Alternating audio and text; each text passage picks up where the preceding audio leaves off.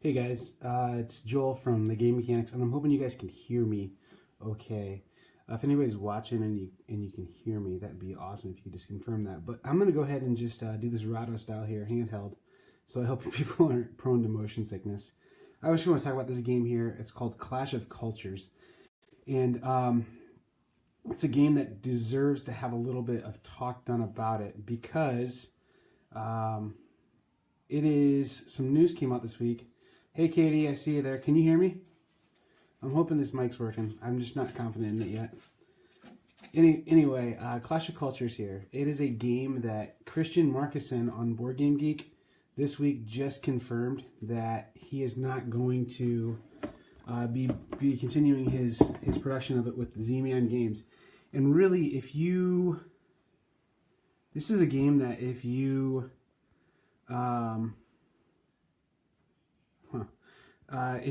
if you follow Z-Man Games at all, this is a game that probably wouldn't get made by Z-Man anymore. And Z-Man's brand has just changed a lot, and like it just doesn't feel like they make games like this anymore.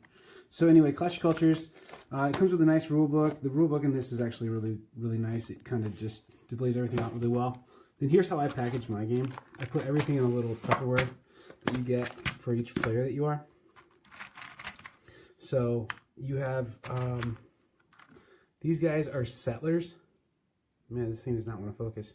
So settlers are what you produce in towns to go make new towns. And then you get, this is so really cool about this game. So I'm going to take these pieces out and let me just set that like that. There we go. That'll be nice. That's a soldier. The focus is not too happy right now. Okay, there we go. So here's what's really cool about this is that it's a kind of a 4X game. So these tiles come out. That's a start tile right there, and then you have these like shroud tiles that would come out that are laid out in like certain arrays. And so you can see how that's like cloudy there. When you flip it over, and it's like you explored it. Okay, and there are some rules about how you have to explore things, but I'm going to go back to the components here. That's a little settlement there at the start of every town that, man, this camera does not like what I'm doing here. Then as you upgrade your town, this is what's really neat about this game, is there's these different pieces that each town has. I'm trying to see if I can keep it wigging out by kind of going off camera more and stuff. So all these different pieces here, oh my gosh, this is super annoying. And then there's one other type, a harbor. So all these pieces do something to make your town better, but like it's kind of neat that as you upgrade your town, they all fit together. So the components on this were definitely really cool. So your town looks like this when you're all done, and it all just kind of snaps together. So let me see if I can get that. So it doesn't snap; it just kind of slides together, but. So that's kind of neat that your towns look like that when you get them on the board. Man, it's so annoying that that's doing that. I'm going to just keep apologizing, I guess, profusely about that. Here's the other thing that's kind of neat about this too, is here's your technology board. So you keep track of your money and everything on this track on the top here. And then like your gold and your resources on this top track here. And then this is your technology tree. And there's little holes in there. You can see these. And as you research something, you drop a little, you have a bunch of these little cubes. And so you drop a cube, and you actually have to develop an order here, like from top to bottom, all these different technologies. And so if you want to get irrigation, we have to study farming first. You have to study storage next. And so this game is really an excellent civilization builder. If you don't own a civ building game, I would say this one's my favorite. And yeah, Jason Smith was just over at my place. He's the other board game mechanic, but he's the one who kind of broke the news to me that Christian Markison did confirm. He said, "I have the rights to this game back. Z-Man no longer has it. However, I don't have the rights to the plastic pieces or the graphic design." So at any rate, there will never be another edition of this game like this. Z-Man will never put this game out again. So the supply that's out there will get sold, and then it will be done. And it's already, so the reason why I'm breaking this news on here a little bit is because the price on this game is already jumping up to, boy, I wish this would stop doing that.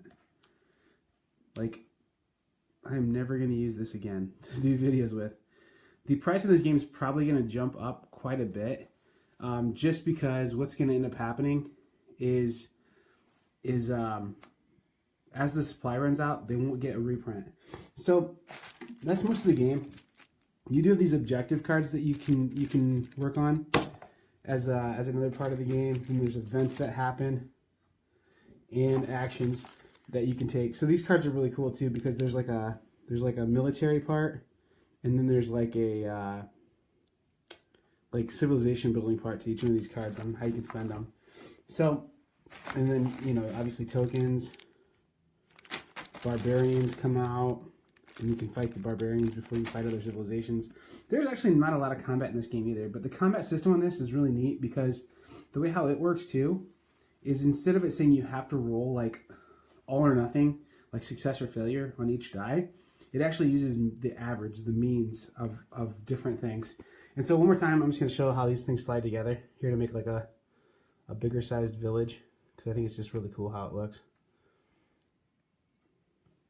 That they all slide together. And actually I have a repeat of a piece there. Oh yeah, there's my harbor. So I normally would have a harbor that would slide in there like that.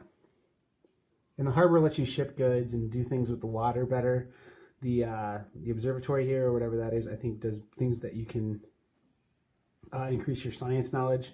This increases the Pantheon here, increases your cultural knowledge, and then this fortress like keeps you more safe. It's like a defensive standpoint, or an extra defensive standpoint. So, at any rate, this has just been me kind of looking at Clash of Cultures here.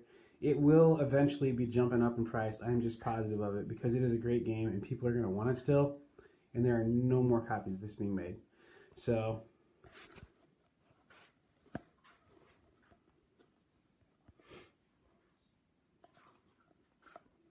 I'm typing in here now. Man, you guys are probably going to be so motion sick.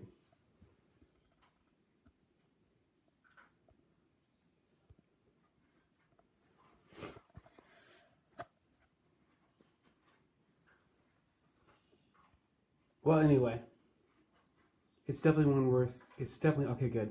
It's definitely one game worth picking up. I wish the focus was working. I love this game. It's played over the course of several ages, or several like seasons. And on your turn, you don't do a ton of things. I mean, you research the technologies, and then here's the little guide that shows you how the cost for building things is food. Army units are stone and food. Ships are wood. It's not a long game. You can play it with 2 or 3 players in under 2 hours for sure.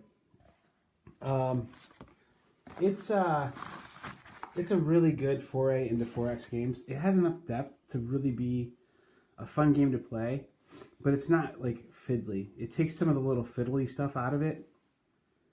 And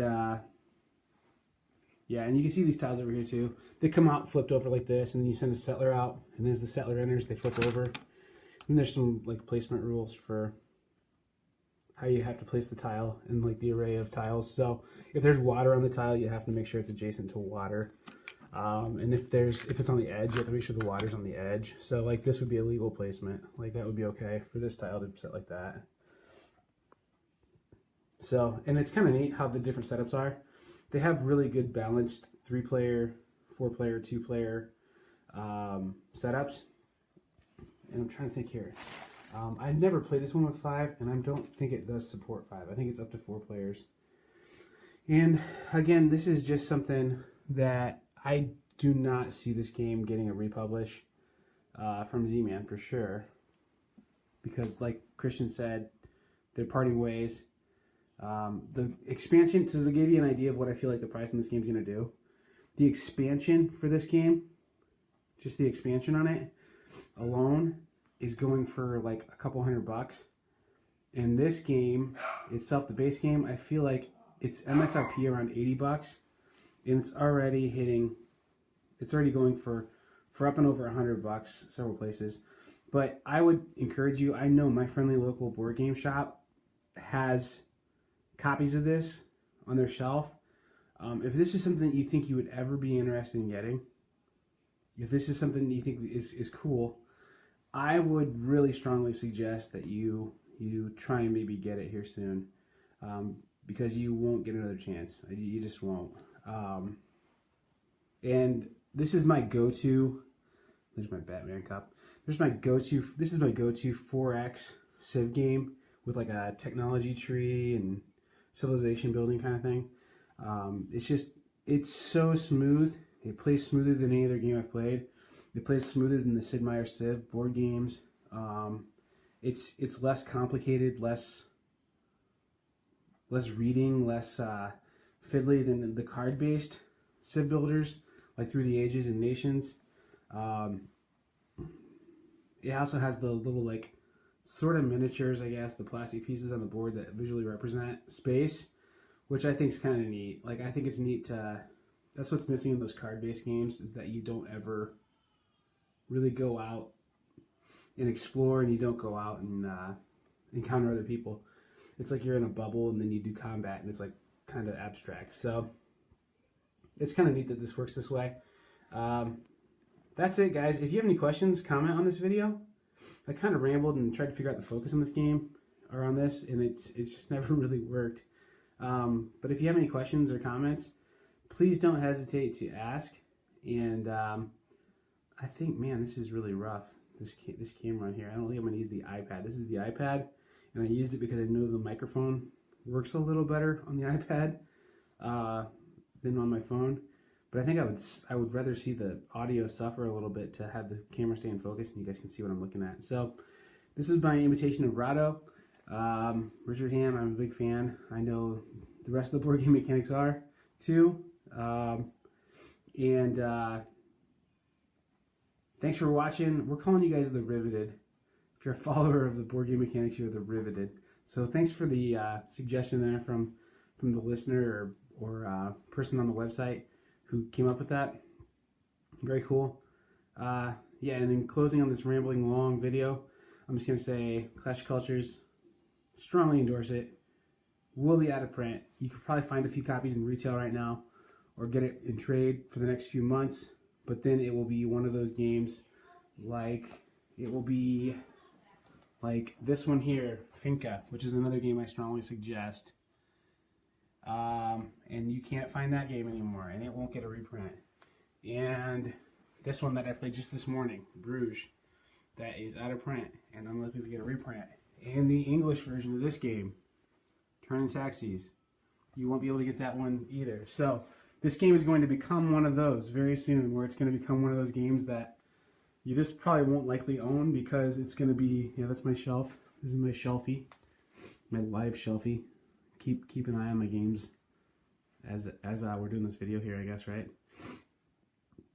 Had a great game playing board games this weekend. I think we played like maybe 8 games this weekend, which is pretty awesome. Anyway, that's it, guys. Thanks for watching.